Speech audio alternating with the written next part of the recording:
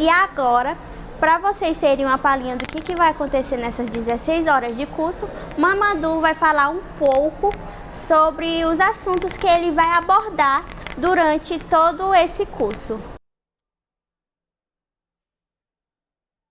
Mamadou, seja muito bem-vindo. Obrigado. Nós adoraríamos saber um pouco da sua trajetória, por que o Brasil, por que políticas públicas. Você poderia contar pra gente, por gentileza? Tá. Dizer que muito obrigado pela oportunidade de poder divulgar o meu curso que eu vou dar e tal, curso de extensão no caso. Por que Brasil? Por que Piauí? Por que políticas públicas? Por que arqueologia? São muitas perguntas que eu vou tentar sintetizar da seguinte forma. Nós partimos do conhecimento a partir da perspectiva de que a África é o berço da humanidade. Se reconhecemos que a África é o berço da humanidade, nós também estamos reconhecendo que todo e qualquer tipo de conhecimento provém do continente africano. Portanto, a ciência, que hoje a academia chama de ciência científica, veio do continente africano. E a academia brasileira desconhece isso. Desconhece isso em todo sentido, porque por algum motivo há quem isso não interessa e acabou ficando assim. Portanto, políticas públicas é o melhor lugar para abordar isso, porque o que são políticas públicas? São todos e quaisquer tipos de políticas que o Estado toma para atender uma necessidade que está inquietando a sociedade. Isso é uma demanda que tem se manifestado na sociedade piauiense e brasileira como um todo. Tem se falado muito nessa pauta étnico-racial, nos cursos de letramento racial, não só a nível da universidade, mas também a nível do serviço público em si. Hoje em dia, por exemplo, você vê instituições importantes como a ENAP, que é a Escola Nacional de Administração Pública, você vê o próprio Ministério de Igualdade Racial promovendo esse tipo de debate, porque muitas das vezes pessoas que são colocadas para trabalhar essa pauta, professores, auditores, ministros, às vezes não sabem como tratar essa pauta porque dizem que nunca estudaram a respeito, porque na universidade, por algum motivo, grade curricular não dava conta dessas pautas, porque o próprio sistema educativo brasileiro ele é eurocentralizado, é baseado apenas na narrativa europeia colonial, portanto as pessoas acabam não sabendo como tratar essa pauta. Portanto, eu acho que esse é um dos momentos importantes para trazer o debate étnico-racial dentro da academia e também trazer o continente africano para o centro de debates acadêmicos e científicos. Por que Piauí? Eu inicialmente vim para Ceará, que foi onde eu fiz meu curso de graduação em administração pública na Unilab. Depois de lá, passei no mestrado em ciência política aqui na UFP. Isso foi em 2021, no final de 2021, né? 2022 cheguei aqui no Piauí para fazer o mestrado.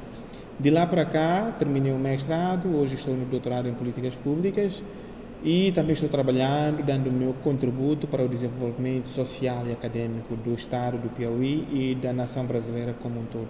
Bom, nessa perspectiva, eu gostaria de saber como que foi a sua adaptação ao Brasil, especialmente em relação às questões raciais, já que a dinâmica racial aqui é diferente da dinâmica da Guiné-Bissau. E gostaria de saber, né, ainda nessa perspectiva, quais foram os principais choques culturais ou aprendizados sobre raça e identidade que você teve aqui no Brasil? Olha, é verdade. Os choques foram muitos. Os choques ou as choques? Os choques. Os. Repetindo. Olha, os choques foram muitos, considerando que a realidade brasileira é maioritariamente pautada na realidade ocidental, porque os códigos de valores éticos e morais são baseados na cultura cristã, portanto, europeia. A maioria de códigos éticos aqui que se vive são coisas que foram influenciados e herdados da Europa. Portanto, eu que sou africano, quando cheguei aqui tive um choque cultural muito forte. Apesar de nós não estarmos a viver na Europa, apesar de estarmos a viver no continente americano, mas o que prevalece também é que a cultura é europeia. Ou seja, o brasileiro maioritariamente manifesta e age com base nos princípios eurocêntricos. Portanto, eu enquanto africano, de onde eu vim, eu não era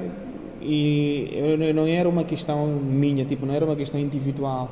Ou seja, o que eu quero dizer é que no continente africano, dependendo de lugares onde cada um vem, eu no caso, a partir da nação Fula, Não existe ideia de individualismo, existe sempre a coletividade, com base naquilo que foi a filosofia Ubuntu. E também, de onde eu vim, nós não temos essa divisão de pessoas a partir de cor e a partir de raça. Nós pertencemos a grupos de povos étnico-linguísticos, no qual eu faço parte da nação Fula.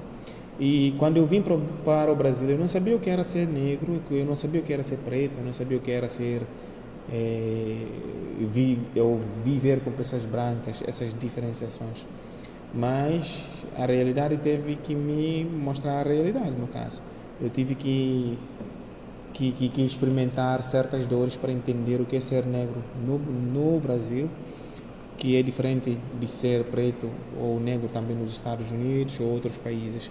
Portanto, desde pequenas diferenciações em termos de maltratos na universidade, diferenciações de trato, questionamento de pessoas duvidarem da sua capacidade, de pessoas não quererem sentar na mesma mesa com você, das pessoas não quererem interagir com você, coisas do tipo, e de tratar você de forma discriminatória a partir, ou seja, em razão e função da sua cor de pele. Portanto, quando eu cheguei, isso foi uma das coisas, mas também foi nesses períodos que eu comecei a entender o que é ser negro. Ou seja, foi a partir do momento que eu comecei a perceber que eu acabei de começar a entender o que eu era o negro, né? Porque de onde eu vim, eu não sabia que eu era negro. Eu sabia que eu era preto, mas o conceito de negro, não em termos de cor de pele, mas quanto um conceito racial, comecei a ter isso na Unilab durante esses processos todos. Porque, como eu disse em outro espaço, ser negro no Brasil, você não nasce sabendo já que você é negro, mas você é forçado a saber que você é negro a partir do processo de racialização, né? Que você é chamado de negro, que você é xingado e você é associado tudo ao que é negro. E você passa a perceber isso também através das estruturas sociais que existem. Você passa a ver que na própria universidade que você estuda, todos os seus professores são pessoas brancos, que na sua sala, maioritariamente você é a única pessoa negra daquela sala, ou preto, de cor de tinta, você é o único, e você não se vê dentro da própria universidade que você está. E, portanto, a Bárbara Carini, no seu livro de Como Ser Educadora Antirracista, ela já falava de que onde a gente não se vê, a gente não se projeta. Portanto, a universidade é um lugar de poder, mas eu não via pessoas que parecem comigo. Por exemplo, aqui na UFP, vamos pensar o caso, são poucos os professores ou professoras negras que nós temos. Portanto, comecei a ver que a maioria dos meus de pessoas que parecem comigo são apenas pessoas que estão no lugar de subserviência. São pessoas que apenas servem o café, limpam o chão, lavam o banheiro. São pessoas que fazem coleta de lixo na rua, nas casas, por aí fora. Então comecei a questionar por que isso está acontecendo. Por que só pessoas negras são colocadas nesses lugares de subalternidade? Então foi ali que eu me interessei a conhecer e a estudar e conhecer melhor o que foi e o que ainda é a construção da formação da identidade brasileira, e fui descobrindo coisas, desde a questão da miscigenação, da questão de mito de democracia racial, e chegando ao ponto que nós estamos hoje, que estamos a viver plenamente uma realidade de racismo estrutural aqui no Brasil. Perfeito. Nessa sua trajetória, a gente já viu que você estudou administração pública, fez um mestrado em ciências políticas, né, e agora o doutorado em políticas públicas. Uhum. E eu gostaria de saber, assim, como que você enxerga que as políticas públicas, que o Estado, ele pode combater, ele pode trabalhar nessa questão, junto com o letramento racial, do racismo, né, em combate ao racismo. Exato. Eu, na minha fala anterior, né, eu falei que a universidade é um lugar de poder. Por quê? Porque a informação é poder. Quem tem a informação tem o poder. Mas também quem não tem informação não tem o poder. Eu, apesar de estudar na Universidade Unilab, diferente de outros cursos, como, por exemplo, Humanidades, Ciências Sociais, Sociologia, né, História, Pedagogia, onde está muito presente essa discussão de colonialidade e contra-colonialidade, essas pautas todas, o curso de Administração Pública é um curso muito vazio sobre essa pauta. Não se discutia nada sobre raça, racismo dentro do curso de administração. Aliás, o próprio modelo de ensino de administração pública é um modelo racista, é um modelo colonial, europeia. Os únicos dois marcos de administração pública eles pegam é a referência daquilo que foi a experiência de gestão de Margaret Thatcher no Reino Unido e Megan Reagan dos Estados Unidos, né? Que vai dar origem a essa pauta neoliberal por aí fora. Esses são únicos, todo o modelo de desenvolvimento que eles pegam, se não é da Europa, é dos Estados Unidos. Então eu não aprendi nada a respeito disso. Mas foi graças aos colegas meus que eu tinha lá na Unilab, que conversamos, trocamos ideias, fui me interessando a ler pautas sobre a sociologia, sobre a história, sobre a pedagogia. Daí fui me descobrindo aos poucos e percebi que eu tinha interesse e habilidade de falar dessas pautas. Então dediquei-me mais. Durante o mestrado em ciência política aqui na UFP, também mesma coisa. A UFP, o mestrado foi um tipo de mestrado, um tipo de curso bem colonial, né, que perpetua também racismo científico e propriamente lavagem cerebral. Porque imagina, nós estamos a falar de um curso de ciência política, um curso que estuda o poder do próprio Estado, mas que durante todo o seu grade curricular, eu fiz o curso por 2 anos, não houve sequer uma disciplina em que se tratasse assunto de raça e racismo. Você tem disciplinas como, por exemplo, economia do mercado, você tem institucionalismo, neo-institucionalismo, entende? Mas tudo que eles abordam é modelo europeu, que foi emprestado e colocado aqui, entendeu? Eu também senti essa falta. Então, passando todo esse processo, eu chegou um momento que eu falei, não posso continuar, eu tenho que fazer alguma coisa. E isso passa necessariamente, como você disse, pela política pública. E como é que acontece a política pública? A política pública geralmente ela é influenciada através da sociedade. É a partir de inquietações sociais que se tem a demanda de política pública para pressionar o próprio Estado. Falando em política pública e a pressão do próprio Estado, com a pressão social que existiu desde há muito tempo, lá em 2003 foi criada 2 leis. Foi criada a Lei 10.639 e depois em 2008 a Lei 11.645, que obriga, repara, eu não falei que é facultativa, falei que é uma lei que obriga, inclusive está na lei, que é uma obrigatoriedade, todos os sistemas de ensino brasileiro, seja no creche, na educação infantil, ensino médio, universidade, seja universidades públicas, seja universidades particulares, que é obrigatório ensinar essas pautas nas escolas. Essa lei foi estabelecida em 2003. De 2003 para cá são pouco mais de 22 anos. As escolas, os sistemas de ensino não colocam isso em prática. E o Estado não faz nada. Ou seja, o próprio Estado brasileiro está sendo conivente com a forma que tem se perpetuado o racismo na realidade brasileira. Mas, ao mesmo tempo, vão dizer que estão combatendo o racismo. Como é que você está combatendo o racismo? Se você está formando gerações e gerações de crianças que vão nascer racistas com essa filosofia e base de conhecimento eurocêntrico que continua colocando o africano como inferior. Porque é isso que a ciência europeia faz. Portanto, eu acho que os caminhos, nós já sabemos qual é o caminho para andar, existem já as leis, é só obrigar o Estado a colocar essas leis em prática. Portanto, isso passa pelo que chamamos de política pública do próprio Estado. Eu gostaria de saber, a gente já falou aqui várias vezes, né? O curso que você vai ministrar, que você é autor e ministrante aqui com a administração do GEP, é um curso de letramento racial, né? Então, eu gostaria de explicar de uma maneira talvez um pouco resumida aqui, né, para os nossos telespectadores, o que é o letramento racial, né, e qual é a importância, né, de se falar sobre o letramento racial, de se fazer um letramento racial. O que hoje se chama de letramento racial, porque se você perceber, tem sido vários termos, letramento racial, letramento decolonial, contra-colonialismo, alguns chamam até de antirracismo. Mas tudo isso começou com o discurso de Viola Davis, quando ela falou que além de não ser racista, é preciso ser antirracista, num dos livros dela, que inclusive é comumente citado por aí. Mas isso que a Viola Davis chama de antirracismo é o que o nosso povo já fazia há muito tempo, que é tudo que vai contra a perpetuação de violência através de racismo que proveio a partir da colonização e escravidão. Portanto, os nossos povos já faziam isso, mas surgiu essa onda a partir de agora, porque a própria sociedade brasileira está a acordar. Antigamente não é que ninguém pensava isso, mas não ganhava essa notoriedade. Portanto, o que é letramento racial é uma parte de prática pedagógica que vai resgatando a história para ensinar aquilo que muitas vezes é jogado debaixo do tapete.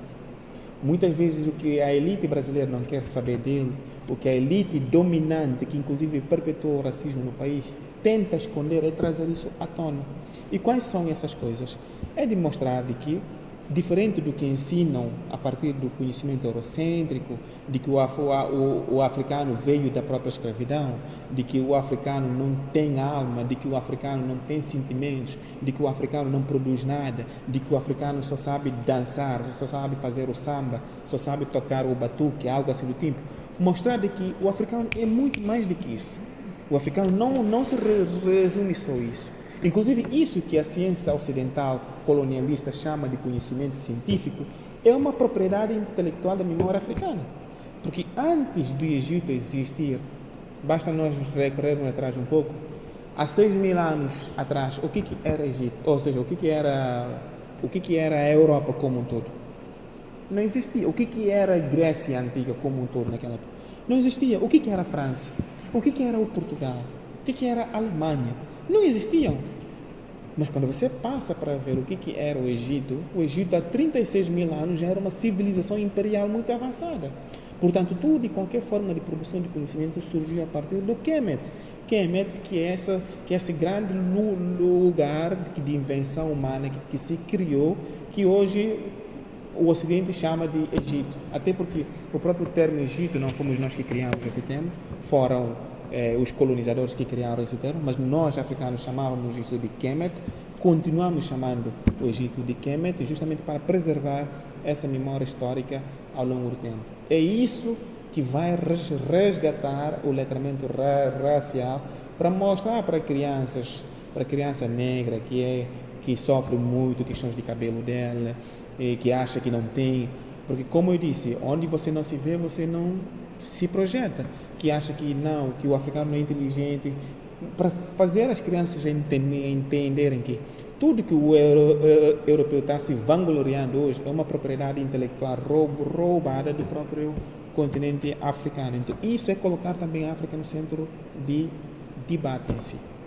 É perfeito. Eu acho que você já puxou as ciências, né, para a conversa, então falou da história, sociologia e afins, e né, esse curso ele vai ser produzido, né, por você, mas ele tem um apoio aqui do GEP, né, que é um grupo de extensão que é vinculado à arqueologia. Então, eu gostaria de já entrar um pouco mais nesse quesito, né? Sobre a arqueologia. Nós, arqueólogos, sabemos que a arqueologia, né, conhecendo a sua história, né, sendo politicamente consciente, sabemos que ela foi e ainda é utilizada como uma ferramenta de poder pelo colonizador, durante os processos de colonização, né? Como a maioria das ciências, reproduzindo ainda um discurso, né, hegemônico, tenta produzir esse poder sobre os outros, né? Então, dessa forma, eu gostaria de saber, né, na sua opinião, né, como esse discurso colonial, reproduzido infelizmente pela arqueologia e por essas outras ciências, ele tem impactado, né, na história que é contada sobre o continente africano. Isso é interessante porque, como eu disse, nós do continente africano temos uma filosofia que fala de que até que os leões comecem a falarem por si, a história sempre será contada pelo caçador. O que quer dizer isso? Que a nossa história, que anda se lendo por aí, não é uma história contada pelo africano. É uma história que o colonizador escreveu sobre o continente africano e dos africanos, portanto, negros de todo o mundo. Foi com base nisso que falaram que o africano não tem alma, foi com base nisso que falaram que o africano não pensa, e foi com base nisso que inventaram aquela história de dizer que o africano já escravizava outros africanos antigamente. Isso também passa no campo propriamente arqueológico. A própria ciência arqueológica é uma ciência colonial. Por exemplo, aqui na UFP, pelo que eu saiba, não se tem nada de vestígios sobre o continente africano. Não se ensina nada do que foi o osso de Xangô, não se ensina nada sobre os papiros do Antigo Egito, não se ensina nada. Portanto, as pessoas não sabem nada sobre o continente africano. Tudo o que se sabe é o tipo de conhecimento arqueológico que os europeus fazem. E é isso que está sendo reproduzido e perpetuado aqui no Piauí e no Brasil como um todo. Portanto, é preciso resgatar a própria história, demonstrar que a primeira civilização foi a civilização africana, egípcia especificamente, que no lugar onde primeira vez se falou de arqueologia foi no continente africano, porque foi onde se encontrou pela primeira vez o vestígio, né, ossos, né, de seres humanos, de primeiros seres humanos que existiram nesse planeta Terra. Portanto, tudo isso é escondido do próprio campo de conhecimento arqueológico. É preciso ir além, é preciso cavar a própria história, sem se limitar naquilo que o Ocidente coloca para todo mundo. Então, eu gostaria de saber, né, como esse letramento racial ele pode ajudar o estudante de arqueologia, o arqueólogo, no momento dele de trabalho, né, quando ele estiver trabalhando com comunidades indígenas, quilombolas. Como que o letramento racial ele ajuda na questão mesmo do trabalho do arqueólogo? Eu acho que nessa parte entra muito a questão de uma das formas muito brilhantes que nós ainda preservamos no continente, que é a prática de oralidade. Porque o Ocidente nos colocou a unicidade, né, que é a escrita é a única forma de conhecimento. Mas não, a própria oralidade também é conhecimento. A forma de transmissão de informação através de fala, através de conversas, são formas de... Eu lembro, por exemplo, a minha mãe me conta muitas histórias, muito do conhecimento que eu tenho sobre o meu povo é uma coisa que eu adquiri da minha própria mãe e das outras mulheres, né, que fazem parte da sociedade. Portanto, um estudante que está fazendo arqueologia precisa chegar-se perto nessas comunidades quilombolas e indígenas, que são nossos filhos, nossos netos, né? Porque tanto indígenas como quilombolas são africanos. Os indígenas não se diferenciam de africanos, até porque foram os primeiros africanos que saíram para ocupar o mundo, vieram ocupar esses espaços aqui. Portanto, são nossos filhos, são nossos netos, e nós temos também o direito de resgatar esse conhecimento para eles. Só que, mesmo depois da própria escravidão, esses filhos descendentes de pessoas escravizadas que foram criar os seus lares a partir daquilo que chamaram de quilombos, também preservam muito conhecimento ancestral africano.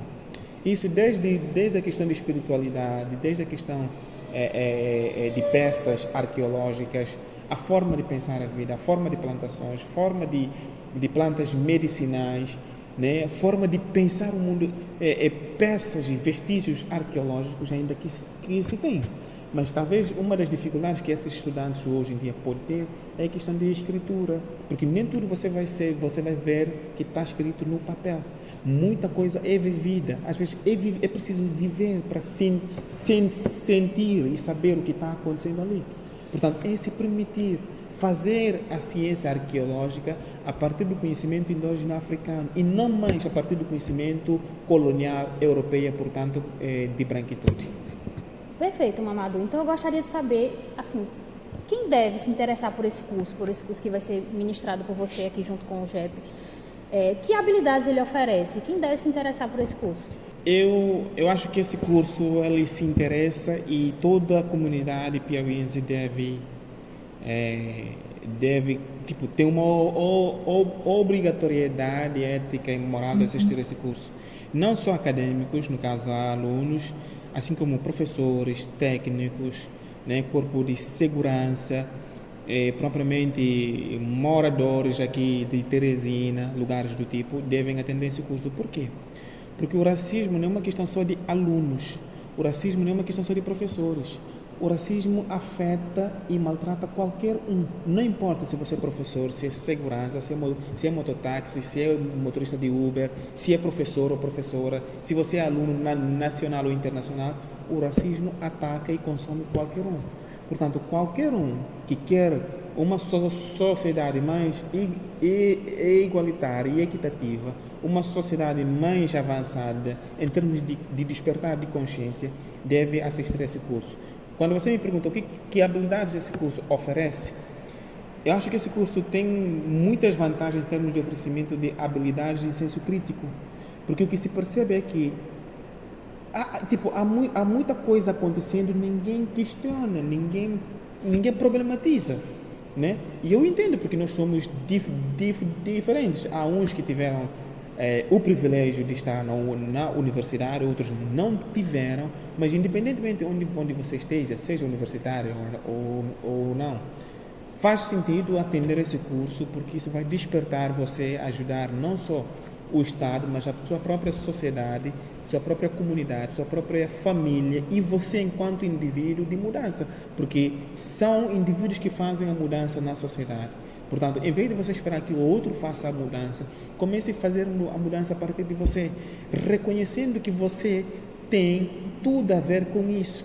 Às vezes eu vejo pessoas dizendo, mas essa pauta de racismo é coisa de pessoas negras, coisa de pessoas pretas. Não, até porque se formos ver dessa lógica, racismo é coisa de pessoas brancas, porque são pessoas brancas que criaram essa categorização de raça. São brancos que criaram a escravidão, são brancos que criaram o colonialismo, são brancos que criaram todo tipo de violência que a humanidade está experimentando.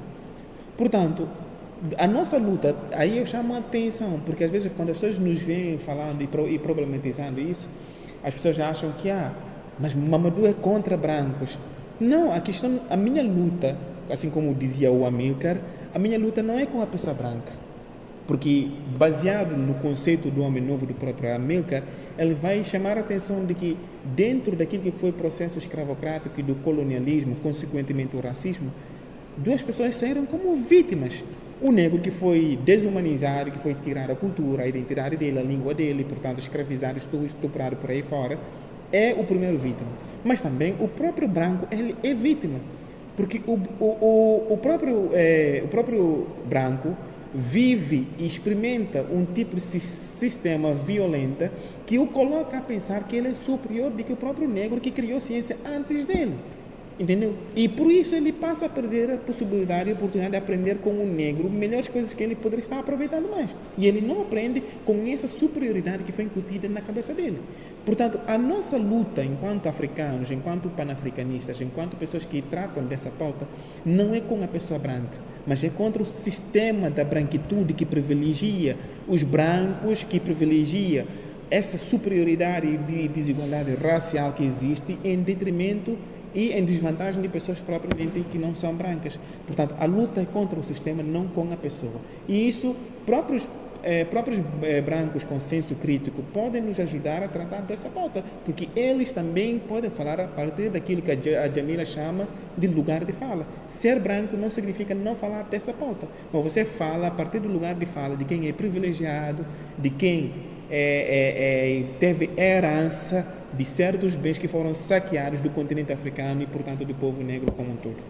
Mamadou, é excelente. Eu gostaria de agradecer, pela conversa incrível e desde já também agradecer pela oportunidade, de ministrar esse curso aqui em conjunto com a gente e dizer que em algum lugar aqui dessa tela vai aparecer, a rede social e o e-mail do Mamadou para quem tiver interesse, em conversar com ele e acompanhar mais do trabalho dele. Então, muito obrigada.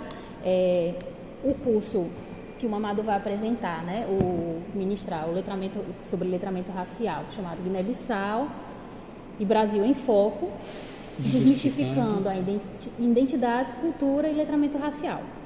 Vai acontecer no dia 30 e 31 de maio, agora de 2025, aqui no Museu de Arqueologia e Paleontologia da UFP, localizado no CCN2. Aqui mais embaixo vocês vão ver outras informações a respeito e é para toda a comunidade. Quem quiser participar pode se inscrever e vir assistir com a gente.